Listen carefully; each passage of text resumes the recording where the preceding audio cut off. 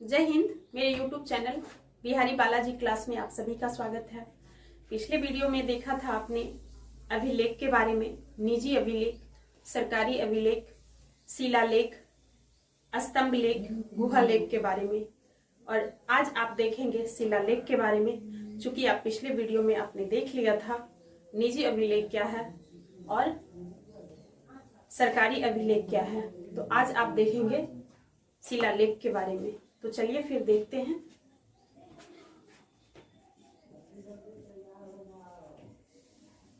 शिलालेख के बारे में आज आप जानेंगे। प्रथम शिलालेख।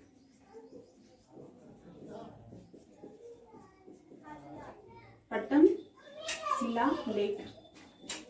प्रथम शिलालेख में आप देख रहे हैं कि पशु बलि की निंदा का वर्णन किया गया है। ठीक, पशु बलि की निंदा का वर्णन किया गया है। दूसरा में देखेंगे आप समाज के उत्सव का उल्लेख या वर्णन प्रथम शिलालेख में मिलता है। ठीक, प्रथम शिलालेख में तीसरी बात को जानेंगे कि सभी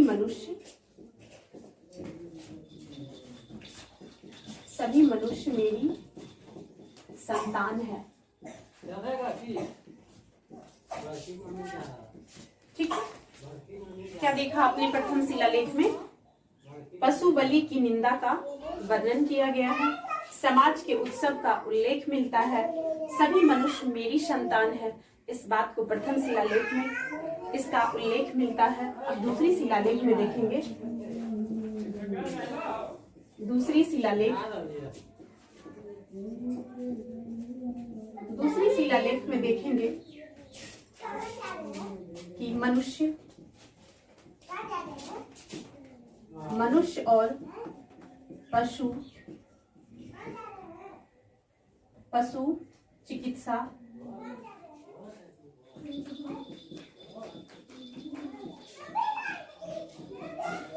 चिकित्सा व्यवस्था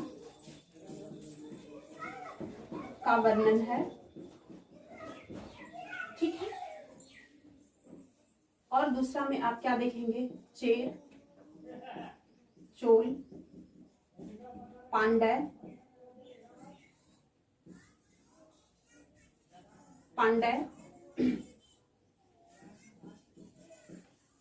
सत्यपुत्र का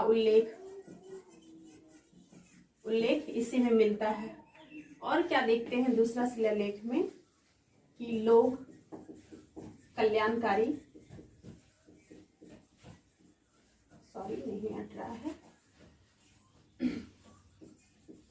लोक कल्याणकारी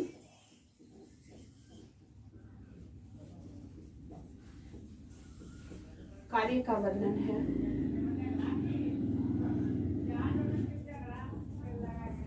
ठीक है, क्या देखा आपने? मनुष्य और पशु की चिकित्सा व्यवस्था का वर्णन दूसरी शिलालेख में मिलता है। चेर, चोल, पांड्य, सत्यपुत्र का उल्लेख दूसरी शिलालेख में मिलता है। लोक कल्याणकारी का कार्य दूसरी शिलालेख में मिलता है। अब तीसरी शिलालेख में देखेंगे। तीसरी व चौथी शिलालेख में देखेंगे धर्म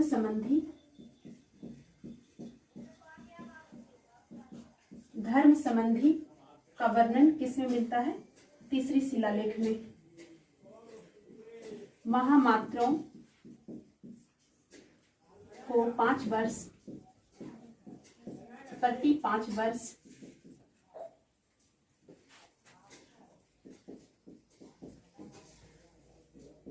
दौरे का आदेश किसमें है? तो महामात्रों को प्रति 5 वर्षों पर दौरे का आदेश का वर्णन तीसरी व चौथी शिलालेख में मिलता है। धर्म संबंधी शिलालेख इसी में मिलता है। अब देखेंगे पांचवी शिलालेख में।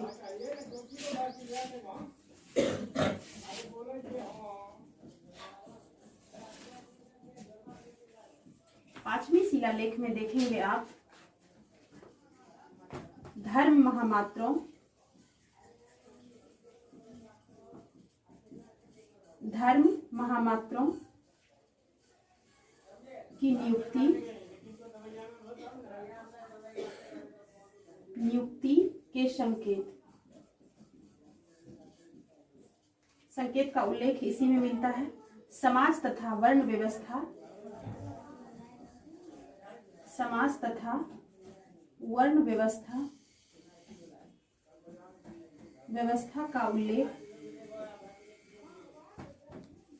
इसी में मिलता है। ठीक है, अब देखेंगे रजुकों की नियुक्ति 3वीं व 4थी शिलालेख में मिलता है। अब देखेंगे 5वीं में आपने क्या देखा, धर्म महामात्रों की नियुक्ति के संबंध का वर्णन 5वीं शिलालेख में मिलता है। समाज तथा वर्ण व्यवस्था का उल्लेख 5वीं शिलालेख में मिलता है। अब देखेंगे छठी शिलालेख। छठी शिलालेख में देखेंगे आप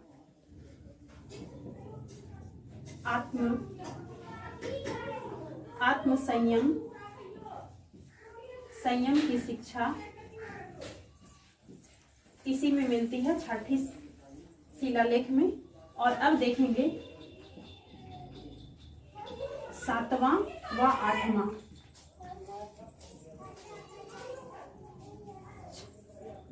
7वीं और 8वीं शिलालेख में देखेंगे आप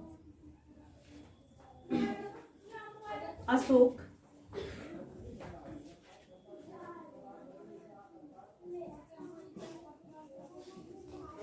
तीर्थ यात्राओं का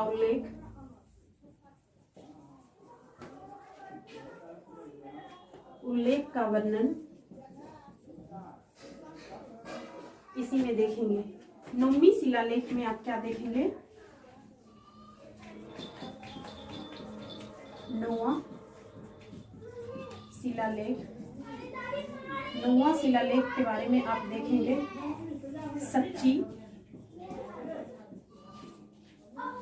सच्ची भेंट व शिष्टाचार का वर्णन 9वां शिलालेख में मिलता है। ठीक है, और 10वां में देखेंगे आप, 10वां शिलालेख में देखेंगे आप राजा तथा राज्य कर्मचारियों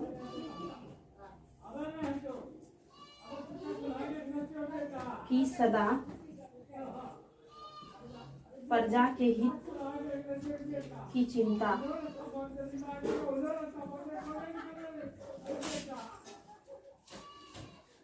इसका वर्णन इसी में मिलता है।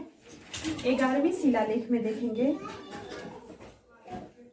11वीं शिलालेख में देखेंगे धम्म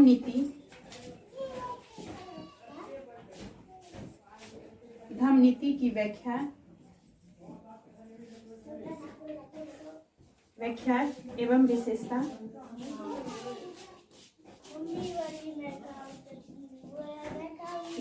का वर्णन इसी में देखेंगे। ठीक है, 11वीं में।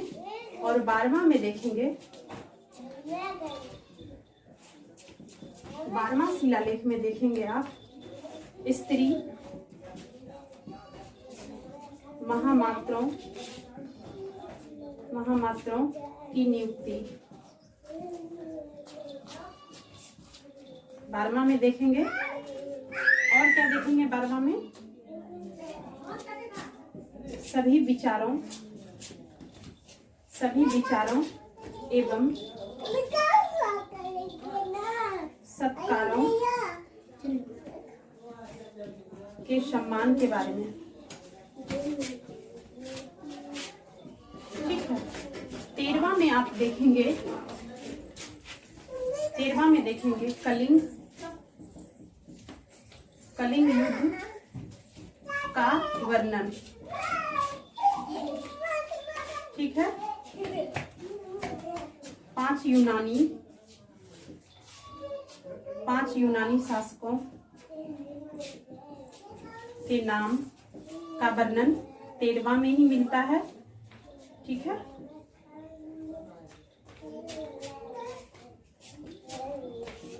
अंत्योक, अतिकनी,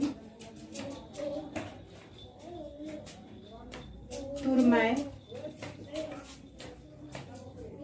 अलिक सुंदर, मग।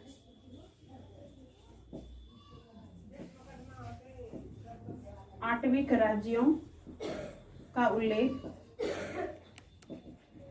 वर्णन इसी में मिलता है। 14वां में देखेंगे आप, 14वां शिलालेख के बारे में।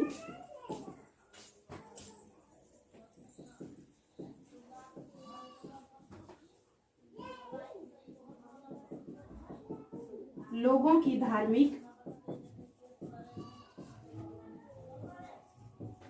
जीवन का उल्लेख